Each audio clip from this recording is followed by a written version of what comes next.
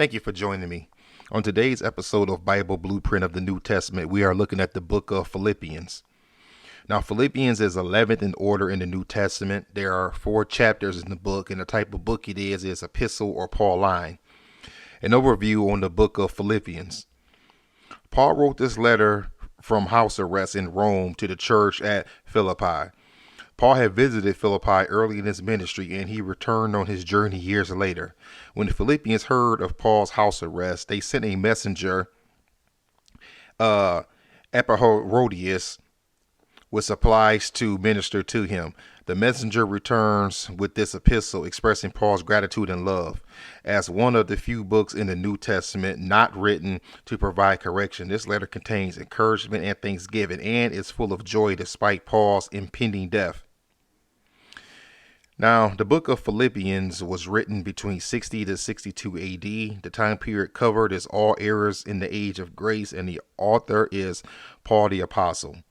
Now, there are 4 sections to the book of Philippians. Section 1, joyful life in Christ. We see this in chapter 1.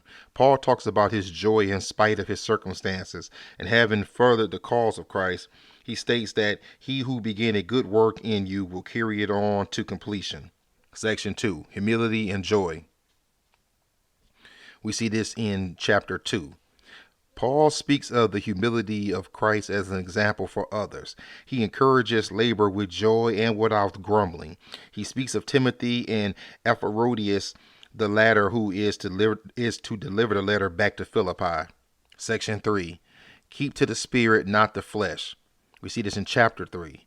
Paul's opening implies lost letters to the Philippians. He warns of false teachers and encourages that true ministers are like him, sharing personal examples from his life. Section 4, unity and joy. We see this in chapter 4. After a plea for unity, Paul writes to rejoice in the Lord always. I will say it again, rejoice. He thanks the members for their generous gifts. Okay, that brings us to the end of our overview on the book of Philippians. That's all for now. God bless.